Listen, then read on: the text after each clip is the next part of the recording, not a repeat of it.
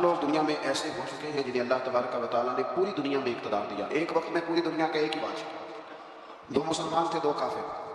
مسلمانوں میں حضرت سلیمان علیہ السلام اور جناب ذوالقرنین علیہ السلام, اور کافروں میں بخت نصر اور نمرود. یہ 2 لوگ ہیں جنہیں اللہ نے پوری دنیا میں اقتدار دیا, اور پھر اس کے بعد آنے والے وقت میں اللہ تعالیٰ امام مہدی کو سارا اقتدار عطا فرمائے پوری دنیا کا.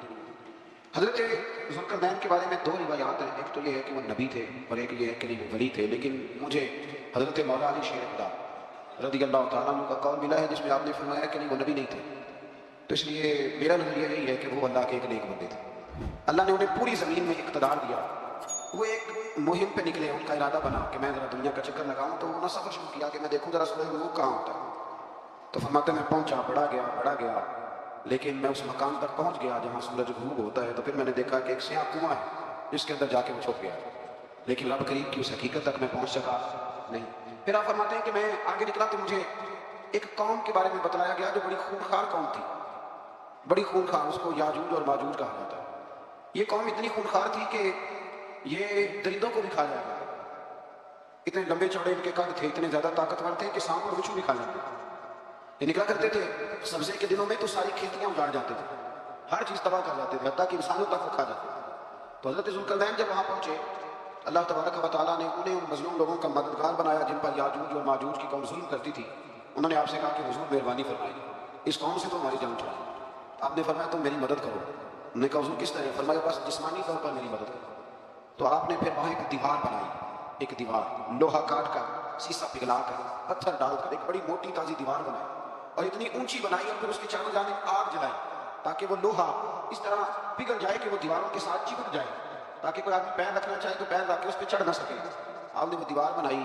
اب اس قوم کا حال یہ ہوا کہ وہ اس کے اندر قید ہیں. وہ صبح جب اٹھتے ہیں تو اس کو توڑنا شروع کرتے ہیں, توڑتے رہتے ہیں. تو جب شام ہوتی ہے تو ان میں سے ہر روز ایک شخص کہتا ہے اتنی رہنے تو باقی کل کریں گے.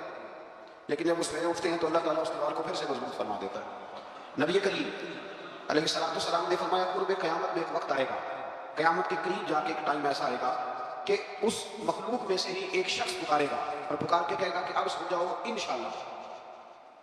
اللہ ان کی زبان پہ جاری کہے گا اب سو جاؤ اور سویرے انشاءاللہ یہیں سے شروع کریں گے. تو فرمایا وہ چونکہ انشاءاللہ کہیں گے تو پھر اللہ تبارک و تعالیٰ اگلے دن اس دیوار کو وہیں پہ رکھے گا جہاں رات کو انہوں نے اسے چھوڑا تھا. اگلے دن وہ توڑیں گے تو دیوار ساری ٹوٹ جائے گی, اور پھر اللہ تبارک و تعالیٰ کا فضل ہوگا. وہ مسلمان کی طرف وہ بڑھیں گے, وہ قتل و غارت کریں گے, پھر سے وہی درندگی کریں گے. تو پھر حضرت عیسیٰ علیہ السلام کے لیے دعا کریں. وہ دعا کا یہ حال ہوگا کہ ان کے وجود پر کچھ ایسی چیزیں برآمد ہوگی جن کی وجہ سے وہ مر جائیں گے, ختم کر دیے جائیں گے. قیامت کے قریب جا کے وہ دوبارہ آئیں. اس کے بعد پھر اللہ تبارک و تعالیٰ نے سورہ کہف کی آخری آیات میں 7 سمندر اور ان جیسے اور بھی آ جائیں. فرمایا 7 سمندر ہو اور ان جیسے اور بھی آ جائیں, اور مل کر وہ روشنائی بن جائیں تو میرے رب کے کلمات ختم ہونے سے پہلے سمندر ختم ہو جائیں. اور آخری آیت میں اللہ تعالیٰ نے فرمایا کہ رسول صلی اللہ علیہ وسلم آپ کہہ دیجیے کہ میں تمہاری طرح ہی ایک بشر, انا بشر مثلکم, میں بھی تمہاری طرح ایک. اب مثلکم کا بہت سارے لوگوں نے ترجمہ اپنی طرح کا کر لیا ہے, حالانکہ حضور صلی اللہ تعالیٰ علیہ وسلم نے فرمایا کہ بشر ہونے میں تمہاری طرح ہوں, رسول ہونے میں تمہاری طرح نہیں, اللہ کا حبیب ہونے میں تمہاری طرح. اور وہ یہ جو میں کہہ رہا ہوں نہیں, تو یہ صحیح بخاری کے لفظ ہے. حضور نے فرمایا ایکم مثلی, کون ہے تم میں جو میری طرح ہو, یہ صحیح بخاری کے لفظ ہے. اللہ تبارک و تعالیٰ سمجھنے کی توفیق عطا فرمائے. پھر اس سے آگے سورہ مریم شروع ہوتی ہے. اس صورت میں اللہ تبارک و تعالیٰ نے حضرت زکریا علیہ السلام کا ذکر فرمایا کہ وہ لاولد تھے اور بڑھاپے کی عمر کو پہنچ چکے تھے. انہوں نے اللہ تعالیٰ سے اولاد کی دعا کی جو ان کا اور آل یعقوب کا وارث ہو. تو اللہ تعالیٰ نے انہیں بیٹے کی بشارت عطا فرمائی جس کا نام انہوں نے یحییٰ رکھا, بلکہ یہ نام انہوں نے پہلے سے رکھ لیا تھا. یحییٰ نام انہوں نے پہلے سے رکھ لیا تھا. مجھے اب لوگ کس سینس میں مسئلہ پوچھتے ہیں یہ نہیں مجھے پتا, لیکن مجھ سے ایک دوست نے کچھ دن پہلے پوچھا کہ پیدائش سے پہلے بچے کا نام رکھنا جائز ہے. تو میں نے انہیں کہا کہ ہاں سورہ مریم پڑھیں گے تو آپ کا اندازہ ہوگا کہ حضرت زکریا نے بیٹے کا نام پہلے رکھ لیا تھا, کیونکہ انہیں یقین کامل تھا کہ رب کریم مجھے بیٹا ہی عطا فرمائے. تو حضرت یحییٰ علیہ السلام کو اللہ تعالیٰ نے بچپن میں ہی نبوت عطا کی اور کتاب دی. ان کے اوصاف یہ بیان کیے کہ وہ پاکیزہ اور متقی تھے, ماں باپ کے ساتھ نیکی کرنے والے تھے اور سرکش نہیں تھے. ان پر سلام ہو جب وہ پیدا ہوئے, اور ان پر سلام ہو جب ان کی وفات ہوئی, اور قیامت کے دن جب انہیں اٹھایا. اس سے معلوم ہوا کہ نبی کریم علیہ السلام کو یا کسی بھی نبی پر سلام بھیجنا اور اس دن پر سلام بھیجنا جس دن اللہ تعالیٰ نے انہیں پیدا فرمایا, یہ قرآن مجید سے ثابت ہے. یعنی آپ یہ کہہ سکتے ہیں کہ جس سہانی گھڑی چمکا طیبہ کا چمک, اس دل افروز ساعت پہ, دل افروز ساعت پہ, تو یہ عین قرآن مجید ہے کہ جس دن وہ پیدا ہوئے اس دن ان پر سلام. اللہ تعالیٰ سمجھنے کی توفیق عطا فرمائے. پھر اس سے آگے چل کر حضرت مریم سلام اللہ علیہ کا ذکر ہے کہ ان کے پاس فرشتہ آیا. ہم تیسرے بارے میں بھی ان کا ذکر پڑھ رہے ہیں. پھر ایک اور جگہ پہ بھی اشارۃ کنایۃ ان کا تذکرہ آیا کہ ان کے پاس فرشتہ انسانی شکل میں آیا اور فرشتے نے آ کے کہا کہ میں آپ کو بیٹے کی بشارت دیں گا. کہنے لگے میرے پاس کیسے بیٹا آئے گا, مجھے تو کسی مرد نے چھوا ہی نہیں. تو فرمایا رب ایسے ہی کرتا ہے جب وہ کسی کام کا ارادہ فرما لیتا ہے. تو حضرت مریم کے ہاں اللہ تبارک و تعالیٰ نے حضرت عیسیٰ علیہ السلام کی ولادت فرمائی. حضرت عیسیٰ بغیر باپ کے پیدا ہوئے اور حضرت آدم علیہ السلام بغیر ماں باپ کے پیدا ہوئے. تو یہ اللہ کی قدرت کی نشانی ہے.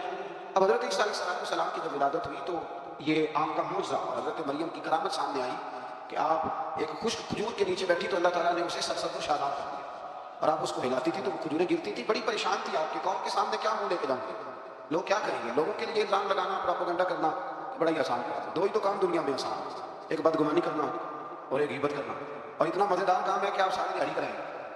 کوئی بندہ تھکنے کو تیار ہے, معاذ اللہ سم معاذ سارا. اگر آپ کہیں کہ اللہ کا ذکر کرو 10 بھی لے لو, صرف 500 دفعہ درود پڑھ لو تو پھر کیا بنے گا, کام یاد آ جائے گا. بہت سارے لوگ نکل لیں گے. کبھی کبھی کچھ چیزیں بڑی یاد رہ جاتی ہیں. ایک شاعر نے ایک شعر کہا تھا, میری تھوڑی سی شعری ذوق ہے تو مجھے دلچسپی رہ جاتی ہے کچھ باتیں ذہن میں. ایک دفعہ ہمارے ایک دوست کے بارے میں کچھ پروپیگنڈا ہونے لگا تو میں نے انہیں ایک شعر لکھ کے بھیجا. مجھے یاد تھا, میں نے ایک شعر لکھا. کسی شاعر نے کہا تھا کہ مخلوق تو فنکار ہے اس درجہ کے پل بھر میں, سنگے در کعبہ سے اسلام تلاش. یہ کعبے کے اندر سے مٹی لے کے لوگ بت بنا لیتے ہیں اور اللہ کا شریک بناتے ہیں. تو کہنے لگا شاعر کہ مخلوق تو فنکار ہے اس درجہ کے پل بھر میں, سنگے در کعبہ سے اسلام تلاشے. تم کون ہو, کیا چیز ہے داغ کبابی. لوگوں نے تو مریم پہ بھی الزام تلاشے. لوگ تو منٹ لگاتے ہیں, وہ جو رہی مسجد میں بڑی مسجد میں لوگوں نے الزام لگانے کا وقت آیا تو الزام لگا دیا. سید عائشہ صدیقہ پہ لگا دیا, صدیق کی بیٹی اور صدیقہ. آپ سوچ سکتے ہیں کہ لوگ کہاں تک جاتے ہیں اور باتیں کہاں تک پہنچتی ہیں. تو یہ میرے رب کریم کا فضل اور کرم ہے کہ جناب مریم کی برات کا اعلان بھی قرآن نے کیا اور حضرت عائشہ صدیقہ کی برات کا اعلان بھی قرآن پاک نے فرمایا. یہ بھی قرآن مجید نے فرمایا. اور کل پرسوں کی بات ہو رہی تھی حضرت یوسف علیہ السلام کے الزام تو لگتے رہتے ہیں. تو میں نے اس دن بھی سوال کیا تھا, پھر دہراتا ہوں کہ غلطی کیا تھی حضرت یوسف کی. کبھی کنواں اندھیرا, کبھی بھائیوں کے تھپڑ, کبھی مصر کا بازار. اور ذرا سوچو تو صحیح, جب گولیاں لگتی ہیں انسان کی تو کیا حال ہوتا ہے. اور پھر ذرا یہ بھی تو دیکھو نا کہ جب زلیخا نے الزام لگایا تو پھر کیا حال, اور پھر 12 سال کی جیل. اور رب فرماتا ہے شان میں نے یوسف کو یہ عطا فرمایا. تو حضرت مریم سلام اللہ علیہ جب بیٹا لے کے گئی ان کے پاس, انہوں نے کہا یہ کہاں سے آ گیا. آپ فرمانے لگی میں نے تو چھپ کر روزہ رکھا ہوا, اسی سے پوچھ لو یہ کہاں سے آیا. یہی بتائے گا. پنگوڑے میں تھے حضرت عیسیٰ علیہ السلام, پنگوڑے میں. تو قرآن مجید کہتا ہے, کہنے لگے قال انی عبد اللہ.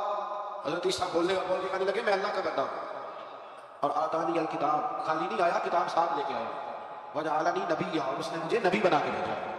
تو حضرت عیسیٰ علیہ السلام پنگوڑے میں تو کلام فرما رہے ہیں, اپنے نبی ہونے کا اعلان فرما رہے ہیں.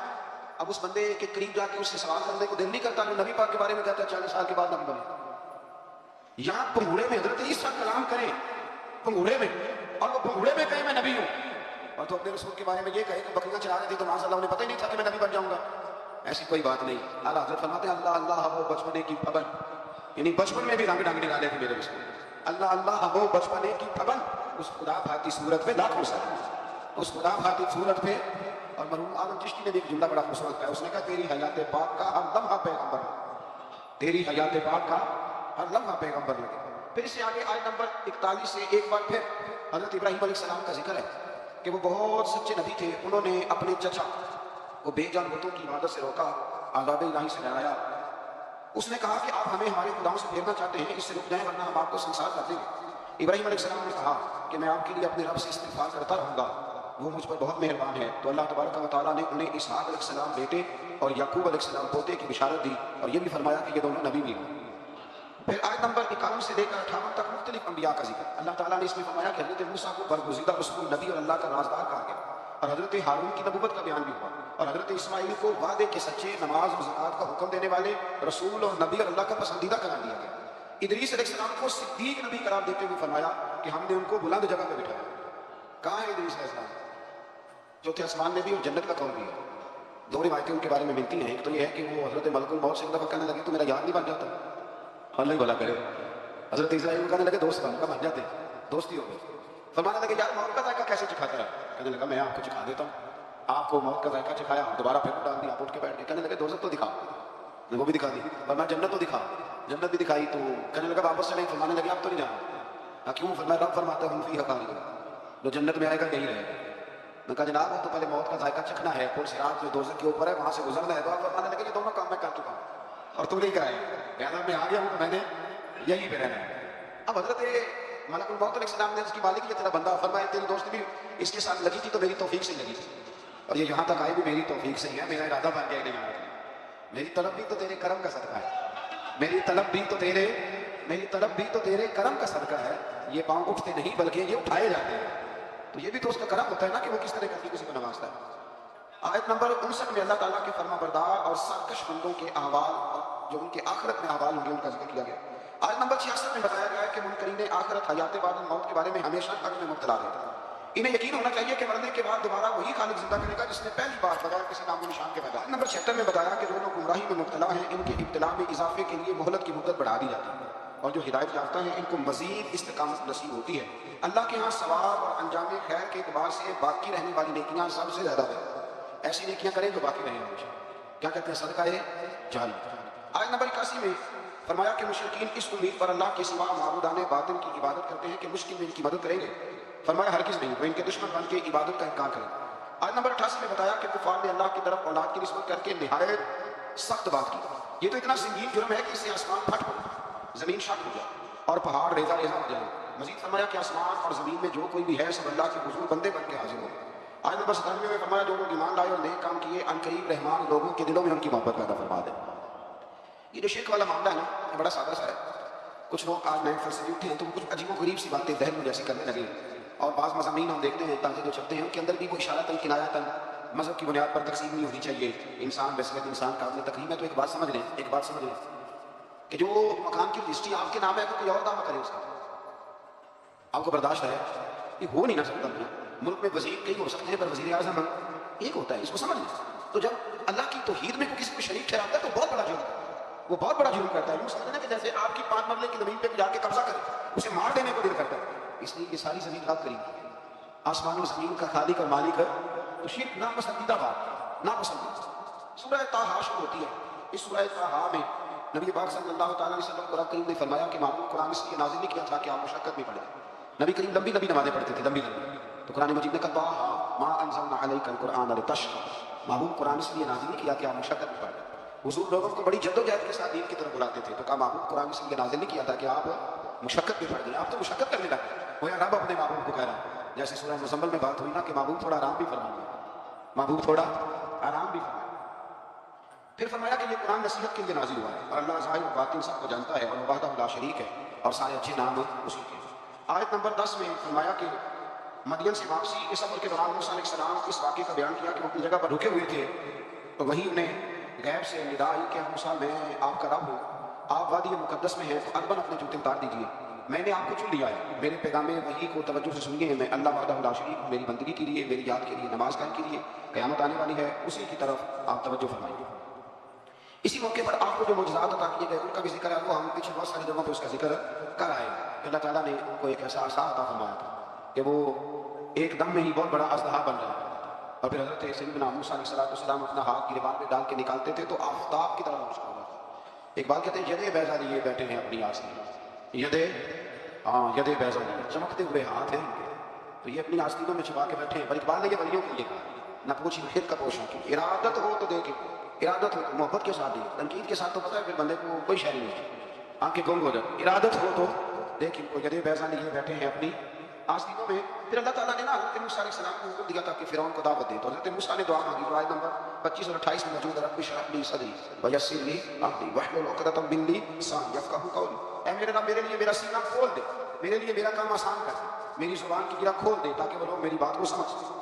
یہ آپ نے دعا فرمائی، اور آگے جا کے مزید آپ نے التجا کی کہ میرے خاندان میں سے میرے بھائی ہارون کو اس مشن میں میرا وزیر بنا تاکہ مجھے تقویت ملے اور اسے میرا شریک کار بنا دیجیے۔ اللہ تعالیٰ نے ان کی اس دعا کو قبول فرما لیا۔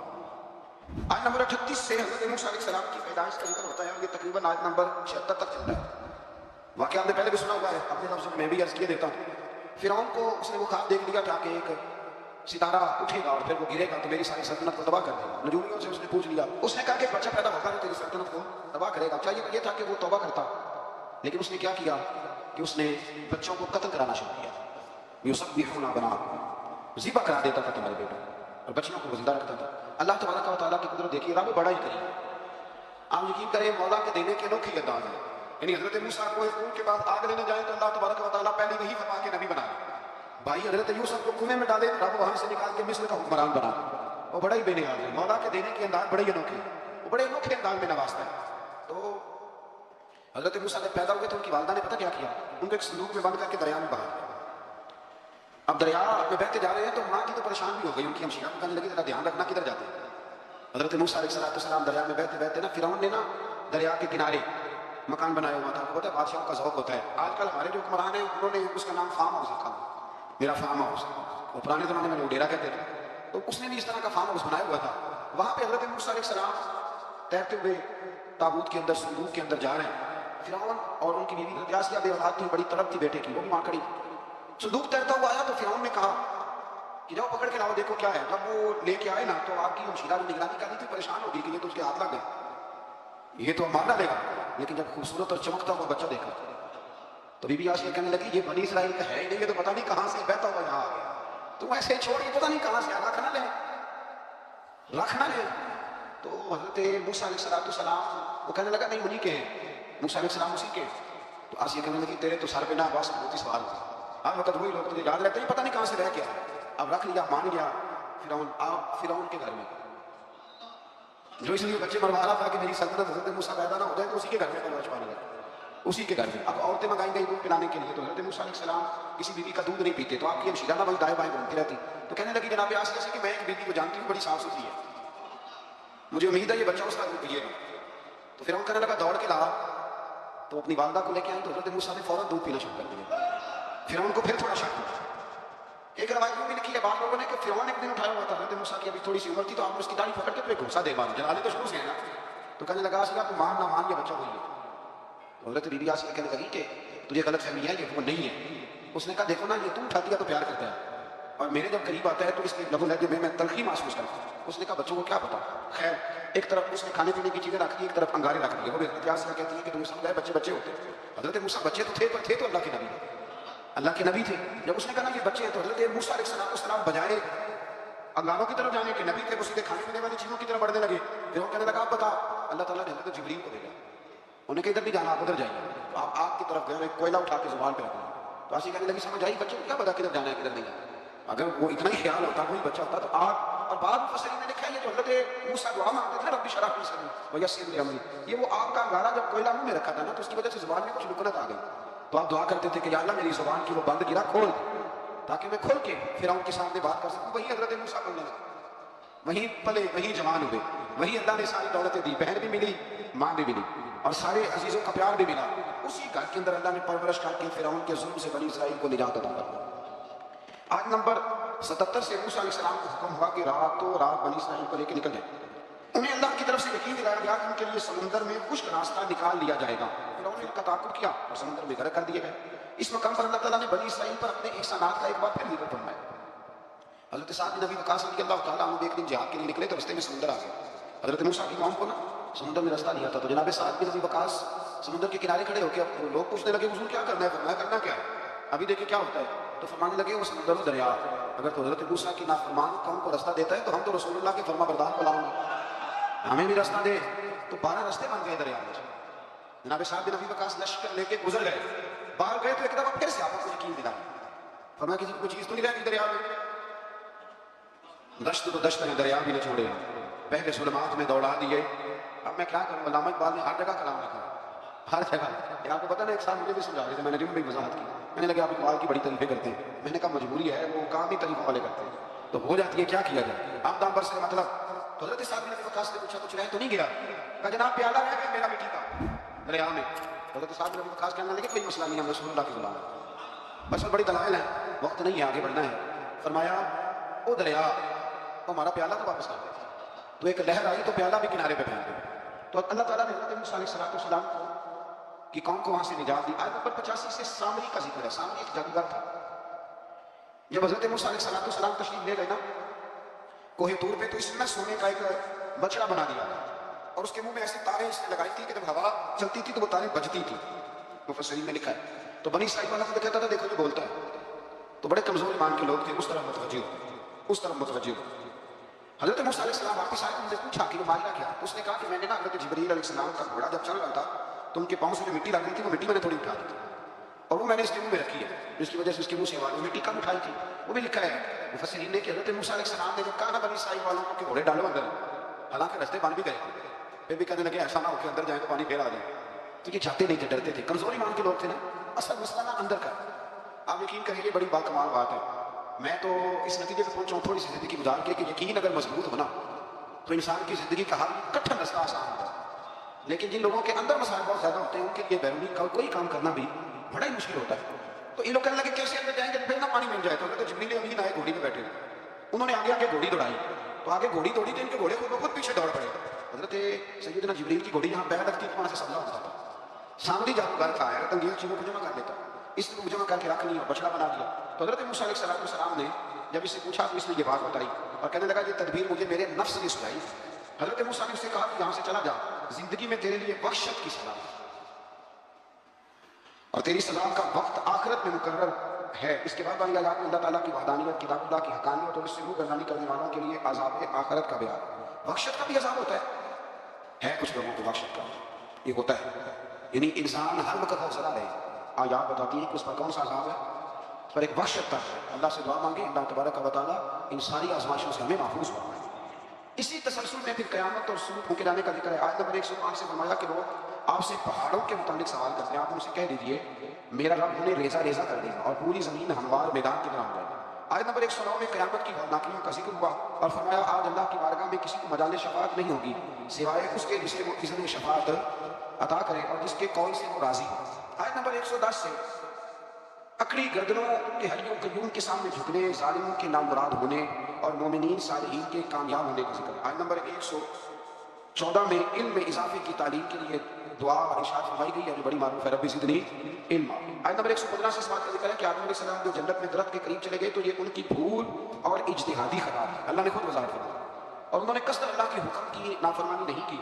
آدم علیہ السلام کو جنت میں داخل کر کے بتایا کہ یہاں نہ بھوک لاحق ہوگی، نہ بے لباسی ہوگی، نہ پیاس لگے گی، نہ ہی دھوپ کی تپش محسوس ہوگی، اور یہ کہ آپ اپنے دشمن شیطان کی چالوں سے بچے رہیں گے۔ اس مقام پر قرآن نے اس موضوع کو پھر بیان کیا کہ شیطان نے وسوسہ ڈالا اور مخلص اور ہمدرد کا روپ دھار کر ان کو بہکایا۔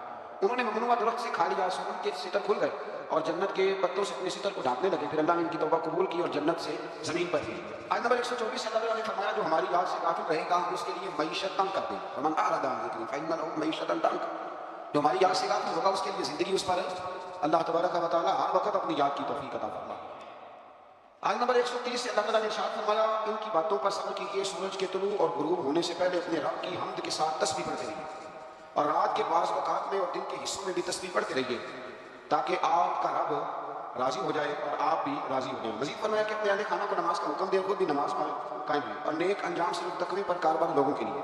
کفار قریش کے آزاد کے مطالبے کے جواب میں فرمایا کہ ان سے پہلے لوگوں کو اللہ نے ہلاک کر دیا تھا اور عذاب کا وقت مقرر ہے، اگر ہم رسول بھیجنے سے پہلے ہلاک کرتے تو یہ لوگ کہتے ہیں کہ ہمارے پاس عذاب سے پہلے رسول کیوں نہیں بھیجا، ہمیں کوئی سمجھا لیتا، ہم نہیں کام کرتے۔ اور فرمایا انتظار کرو تم ان قریب جان لو گے سیدھے راستے والے اور ہدایت یافتہ لوگ کون ہیں۔ قیامت میں اللہ تعالیٰ مجرموں کو حساب لے گا تو کہیں گے یار ہم تھوڑی دیر کے لیے تو گئے تھے، وہ پل بھر کے لیے گئے کہ جھوٹ بول دیں گے، تو اللہ فرمائے گا تمہاری پرانی عادت ہے، یہ پرانی عادت ہے مجرم کی کہ مجرم کیا کرتا ہے، جھوٹ بولتا ہے، نماز نہیں پڑھتے کہتے کپڑے نہیں پاک، آپ بھی ہوٹل پہ کھانا کھانے چلے کہتے میں ذرا بدل کے آیا، یعنی مجرمانہ سوچ ہے نا، غفلت کی سوچ ہے، اور پھر اس کو دلائل دینا، یعنی آپ سے پوچھے نماز پڑھتے ہو کہتے ہیں صاحب جھوٹ نہیں بولنا، میں فجر کی پڑھتا ہوں باقی نہیں پڑھتا، میں نے کہا بڑا سچا ہے، یعنی میں جھوٹ نہیں بولتا، خدا کے بندے اتنی چھٹائی سے تو بات کر رہا ہے، اتنی چھٹائی سے۔ اور ایک بات آپ کو بڑی ذمہ داری سے عرض کرنے لگا، ذرا میری بات کو سمجھنا، اگر آپ 4 دن مسلسل گھر نہ جائیں، آپ کی بیوی شور کرتی ہے کہ نہیں کرتی، یہ ویسے بھی غیر اخلاقی بات ہے، آپ کی ذمہ داری نہیں ہے آپ کا گھر، تو 4 دن مسلسل آپ باہر رہے بغیر کسی وجہ کے تو شور اٹھتا ہے کہ نہیں، اگر ابا جی آپ کہہ رہے ہیں نا سعودی عرب میں تو وہاں بھی فون چلا جائے گا، ان کو سمجھائیں 4 دن سے گھر نہیں، تو 4 دن گھر نہ جائے تو شور ہوتا ہے، تو مہینہ مہینہ مسجد نہیں جاتا، اور پھر تیرے اندر پھر مد و جزر نہ ہو، پھر جوار پھاٹا نہ ہو، پھر ساری نعمتیں موجود ہونے کے بعد تیرا کلیجہ منہ کو نہ آئے، پھر تیرا جگر نہ پھٹے، پھر رات کو تجھے نیند کیسے آئے، اس لیے کہ تو نے وہ اپنے اندر کے ساتھ دھوکہ شروع کر دیا، تو وہاں گیا ہی نہیں جہاں تجھے 5 وقت آواز آتی ہے، تو توجہ ہی نہیں کی، اس لیے سمجھ لیں کہ جو اندر بے چینی ہے اس کا کوئی نہ کوئی سبب ہے، کہیں نہ کہیں تو ہم نے غلطی کی ہے، کسی نہ کسی جگہ تو کوئی معاملہ ایسا ہے۔ امام مالک رحمۃ اللہ علیہ کے پاس ایک شخص آیا تو ناجائز پیسے کمایا کرتا تھا، کہنے لگا وہ سکون کوئی نہیں، تو امام صاحب نے کی جملہ کہا، فرمانے لگے امانتیں امانت داروں کے حوالے کر دے، اب تجھے سکون عطا کر دے گا۔ وہ بندہ کہنے لگا یہ کیا، فرمانے لگے میرے پاس کسی کی امانت ہوتا مجھے نیند کوئی نہیں آتی، تو نے تو یتیموں مسکینوں کی رکھی ہوئی ہے، کہ تجھے کیسے آئے؟ جیتے جاگتے آدمی کی مدد میرے پاس ہو، میں کہتا ہوں چھین نہ جائے، تو تم نے تو لوٹ مار کی رکھی، اللہ بے سمجھنے کی توفیق عطا فرمائے۔ آگے سورہ لقمان شروع ہوتی ہے۔ حضرت لقمان کے بارے میں بھی لوگوں کا بعض کا قول یہ ہے کہ حضرت لقمان نبی تھے، لیکن صحیح قول مفسرین نے یہ لکھا ہے کہ وہ نبی نہیں تھے، وہ اللہ کے ایک نیک بندے تھے، اللہ کے ولی تھے، ایک بڑے دانا، بڑے عقل مند آدمی تھے۔ اللہ تبارک و تعالیٰ نے انہیں بڑا نوازا تھا، بڑی حکمت والے تھے، بڑے سمجھدار تھے۔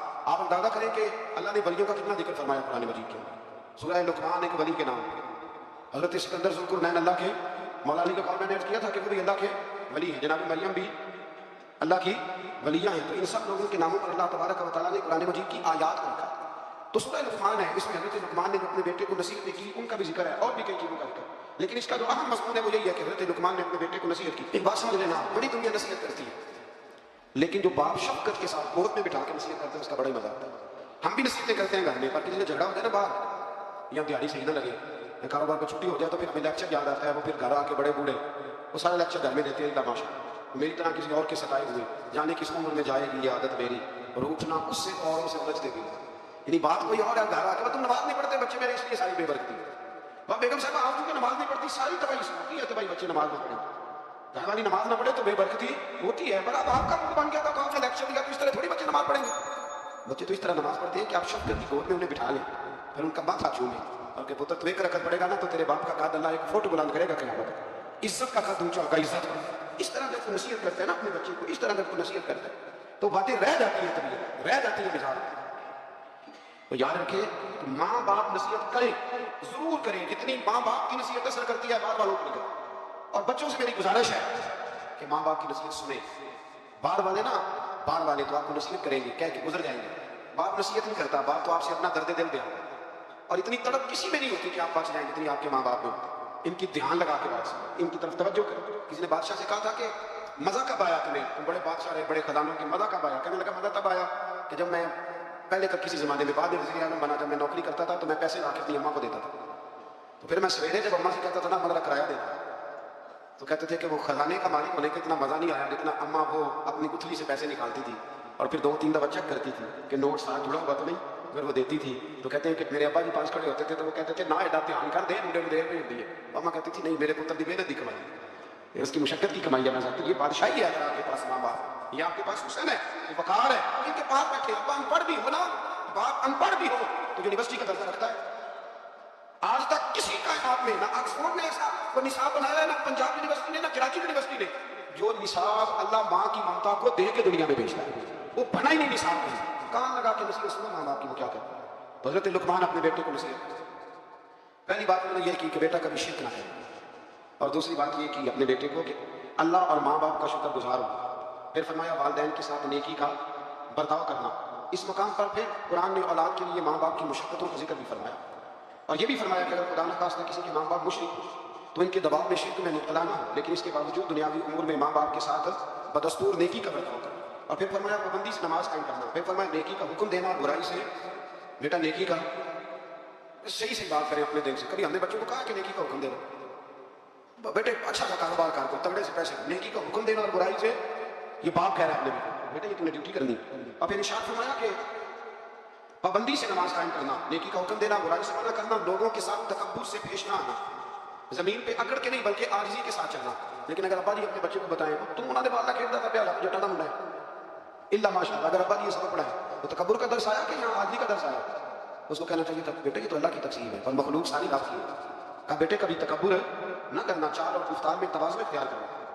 یہ حضرت لقمان نے اپنے بیٹے کو نصیحت کی۔ اس میں کہیں فرمایا کہ ذرا دھیان سے کمانا، کہا کہیں ان توجہ سے افسر بن جانا، یہ کہا ہے بچہ انسان بن جائے نا تو ساری افسریاں اس کے قدموں میں آ جاتی ہیں، اور اگر وہ انسان نہ بنے پھر وہ افسر بھی بن جائے تو لوگ تکلیف میں ہوتے ہیں، مزدور بھی ہو تو لوگ تکلیف میں ہوتے ہیں، اس کے بیوی بچے بھی اللہ کرے کہ ہم انہیں انسان بنانے میں کامیاب ہوں۔ تھوڑا اور مختصر کرتا ہوں، آگے سورہ سجدہ شروع ہو جاتی ہے، اس کی آیت نمبر 7 سے انسان کی مٹی سے پیدائش اور نسل انسانی کے لیے جو ہے حیات، نفع، روح، کان، آنکھ اور دل جیسی نعمتوں کا اللہ نے ذکر فرمایا۔ پھر آیت نمبر 15 میں فرمایا کہ ہماری آیات پر ایمان وہ لوگ لاتے ہیں جب ان آیات کے ذریعے انہیں نصیحت کی جاتی ہے تو اپنے رب کی تسبیح اور حمد کرتے ہیں، سجدے میں گر جاتے ہیں، تکبر نہیں کرتے، ان کے پہلو عبادت الہی میں مشغولیت کی وجہ سے بستروں سے دور رہتے ہیں، وہ اللہ کے عذاب سے ڈرتے ہیں اور اس کی رحمت کا یقین رکھتے ہوئے اسے پکارتے ہیں۔ پھر آیت نمبر 18 میں اللہ کریم نے فرمایا کہ مومن اور فاسق برابر نہیں ہو سکتے، مومن اور فاسق کبھی برابر نہیں ہو سکتے. باعمل مومنین کے لیے جنت کی صورت میں اللہ نے مہمانی تیار کی, جبکہ فاسقوں کا ٹھکانہ جہنم. پھر آگے سورہ احزاب شروع ہوتی ہے.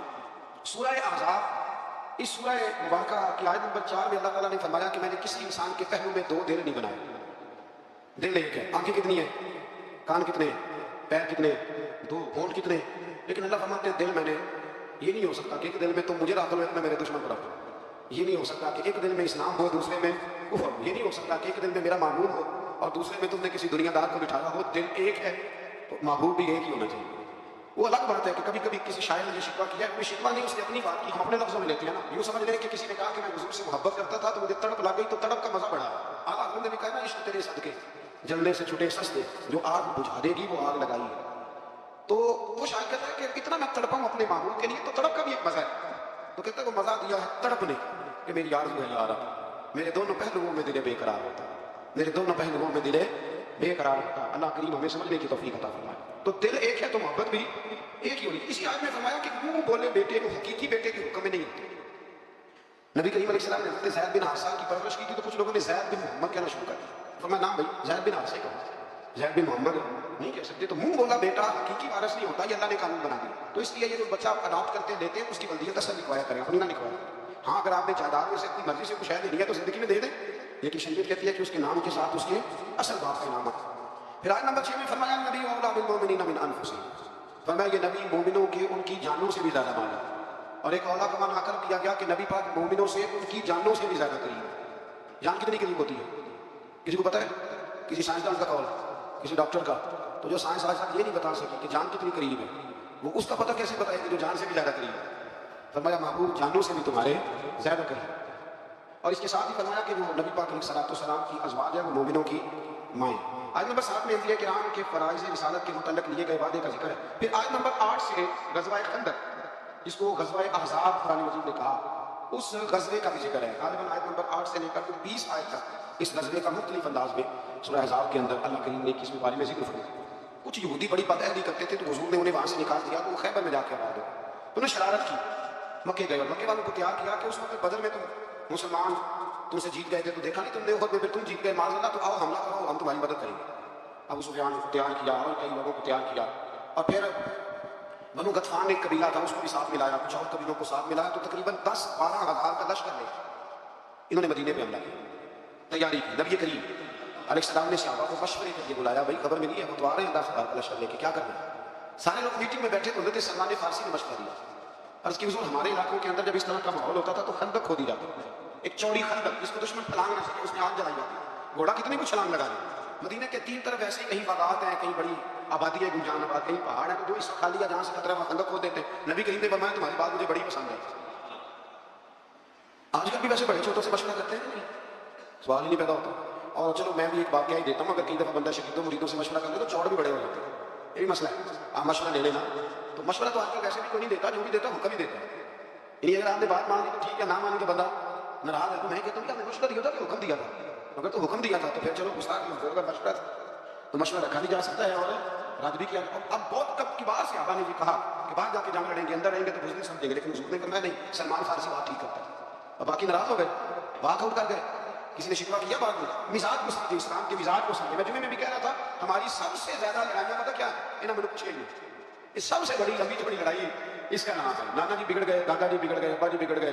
اور موٹی بات کیا ہے, انہیں سانو پوچھا نہیں, بامرضی کر دی. یہ سب سے بڑی, آپ ٹٹول کے لئے پیچھے سے یہ جملہ برآمد ہو جاتا ہے, اب اس کا کیا حل کیا, اور اس کی توبہ بھی کوئی نہیں, اللہ معاف کرے, یعنی معافی بھی نہیں ملتی اس ذکر. تو حضرت سلمان فارسی کے کہنے پر حضور نے نا خندق کھودنے کا ارادہ فرمایا. 40 گز خندق کھودیں گے, 10 کندھے مل کے. 10 آدمیوں کو کہا 40 گز خندق کھودنی ہے, اور یہ 5 گز گہری ہونی چاہیے. اب خندق کھودنے لگے, اور اتنی زیادہ قحط کا زمانہ تھا کہ صحابہ نے پیڑ پہ پتھر باندھ کے خندق کھودا. اور وہ بڑی مشہور روایت ہے کہ ایک چٹان نہیں ٹوٹتی تھی, تو نبی پاک نے پھر آ کے 3 ضربے لگائے, اور ہر دفعہ فرمایا لو ملک شام کی کنجیاں بھی اللہ نے مجھے دے دی, یمن کی بھی دے دی, ایران کی بھی دے دی. اب وہ خندق کھود لی, کافر آ گئے 10-12 ہزار کا لشکر لے کے. ان کا تو خیال تھا کہ نہ کوئی تیاری نہ پروگرام, اور اتنے تو بندے نہیں مدینے, 10,000 آدمی کہاں سے آئے گا مقابلہ. لیکن جب خندق دیکھی تو حیران ہو گئے.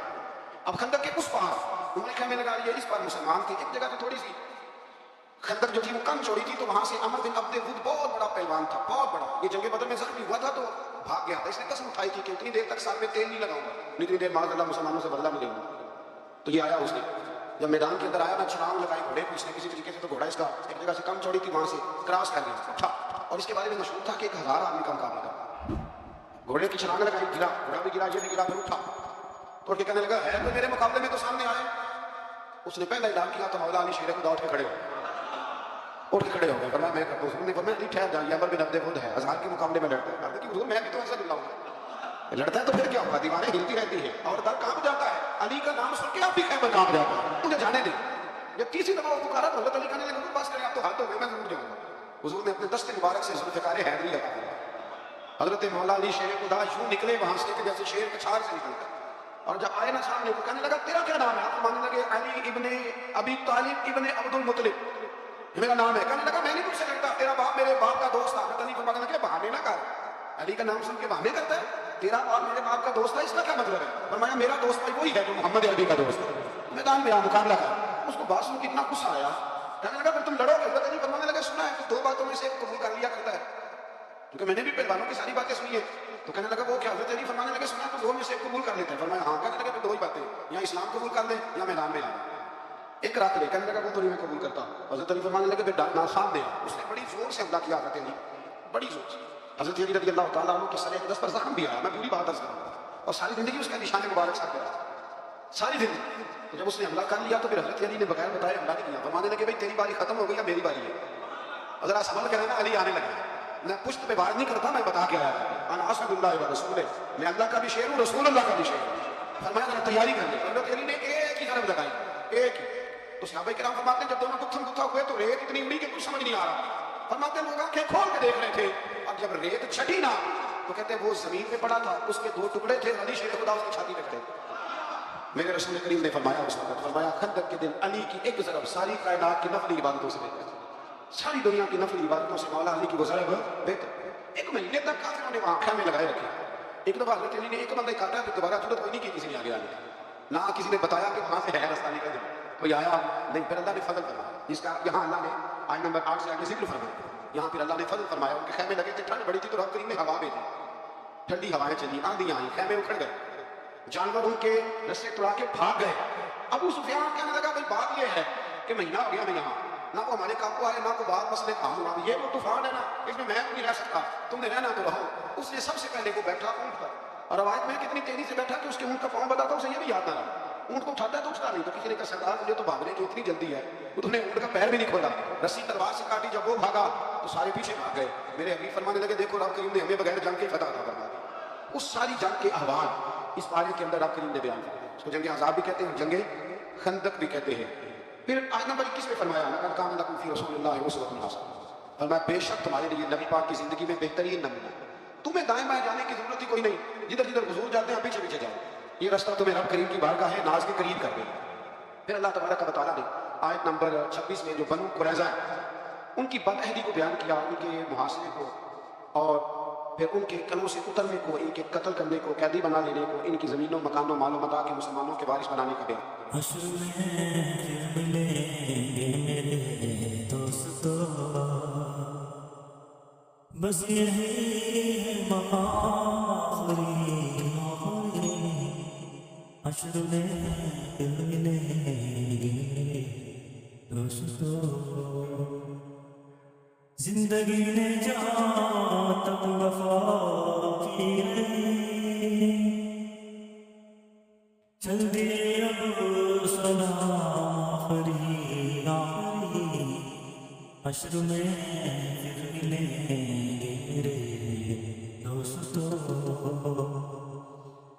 کہنا سب جیت جی کے شکوے دلے, آج سے ختم دنیا کے سب سلسلے, سمجھنے کو ہے دم نکلنے کو ہے, اب ہے قصہ تمام آخری آخری. حشر میں پھر ملیں گے میرے دوستو, مجھ کو لہرا کے پہنا دیے چکے دل کے ماں باپ بھائی بہن موت بھی دوستو آس حیرت میں ہے ہو چکا انتظام آخری حشر میں پھر ملیں گے میرے دوستو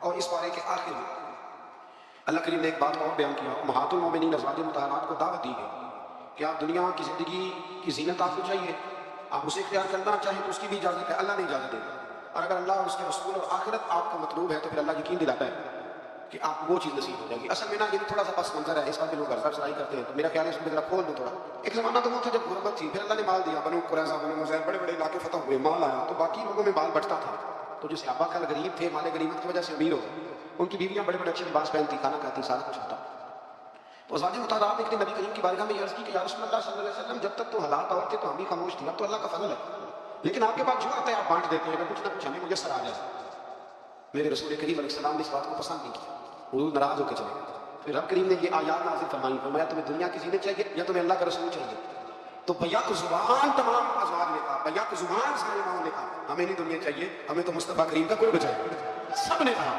کہ ہمیں تو نبی پاک کا قرب چاہیے ہم اسی طرح رہے گی خدر کا لباس پہن لے گی ایک وقت روٹی کھا لے گی پر رہنا رسول اللہ کے ساتھ رہنا نبی کریم کے ساتھ ایک اعلان یہ بھی ہے کہ آج سے نہ کوشش کریں رات کو کچھ دیر بیدار رہنے کی کچھ وقت اور رات کا آخری حصہ ہو جائے تو بڑا ہی اچھا ہے اور ساری رات ہو جائے تو پھر تو بہت اچھا ہے یہ 10 راتیں رسول کریم نے بیدار رہ کے گزاری اللہ تعالیٰ ہمیں توفیق عطا فرمائے